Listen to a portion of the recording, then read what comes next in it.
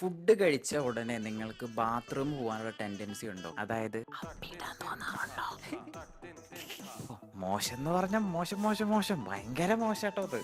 ഇങ്ങനത്തെ ഒരു അവസ്ഥയെ പറയുന്ന പേരാണ് ഇറിറ്റബിൾ ബോവൽ സിൻഡ്രോം. ഫുഡ് കഴിച്ചാൽ നമുക്ക് അപ്പം തന്നെ ടോയ്ലറ്റിൽ പോകാൻ തോന്നുക, ലൂസ് മോഷൻ ആയിട്ട് പോവുക, വയറ് ഭയങ്കര വേദന, എരിവുള്ള ഭക്ഷണങ്ങൾ കൂടുതൽ കഴിക്കുക, എണ്ണമെഴുക്കുള്ള സാധനങ്ങൾ കൂടുതൽ കഴിക്കുക. ഇങ്ങനത്തെ ഫുഡുകൾ കഴിക്കുമ്പോഴാണ് നമുക്ക് മെയിൻ ഇഷ്യൂ വരിക. അതായത് അപ്പം നമ്മുടെ കുടല് ഇൻഫെക്റ്റഡ് ആയിട്ട് ഭയങ്കര പുണ്ണുകൾ വരും. അപ്പോൾ ആ പുണ്ണുകളാണ് നമുക്ക് ഈ പറയുന്ന പോലെ വയറിങ്ങനെ തിളയ്ക്കുന്ന പോലെ തോന്നുക, ടോയ്ലറ്റിൽ പോകാൻ തോന്നുക. ഈ ഒരു സെയിം ഇഷ്യൂ കൊണ്ടാണ്. ഇത് ഫസ്റ്റ് സ്റ്റേജ് ആണ്. ഇതിന്റെ അടുത്ത സ്റ്റേജ് ആണ് ഇൻഫ്ലമേറ്ററി ബോവൽ സിൻഡ്രോം. അതായത് അത് അത്യാവശ്യം ഭയങ്കരമായിട്ട് നമ്മുടെ വെയിറ്റ് കുറയ്ക്കുക, നമുക്ക് എല്ലാ ദിവസങ്ങളും പനി വരിക, വയറുവേദന കൂടുക, അങ്ങനത്തെ പ്രശ്നങ്ങളൊക്കെ ഉണ്ടെങ്കിൽ നിങ്ങൾ തീർച്ചയായിട്ടും ഒരു ഫിസീഷ്യനെയോ ഗ്യാസ്ട്രോ ഡോക്ടറെ നിങ്ങൾ കൺസൾട്ട് ചെയ്തിരിക്കണം കേട്ടോ. കാരണം ഇത് അത്യാവശ്യം ക്രിറ്റിക്കലാണ്. ഇപ്പോൾ ഒരു ഫസ്റ്റ് സ്റ്റേജ് ഒക്കെ ആണെങ്കിൽ നമുക്ക് വീട്ടിൽ നിന്ന് തന്നെ മാറ്റിയെടുക്കാൻ പറ്റും. അതായത് രാവിലെ എണീറ്റിട്ട് വെറും വയറ്റിൽ പുളിയുള്ള തൈര് നിങ്ങൾ 50 ml വെച്ച് കുടിക്കുക എല്ലാ ദിവസവും.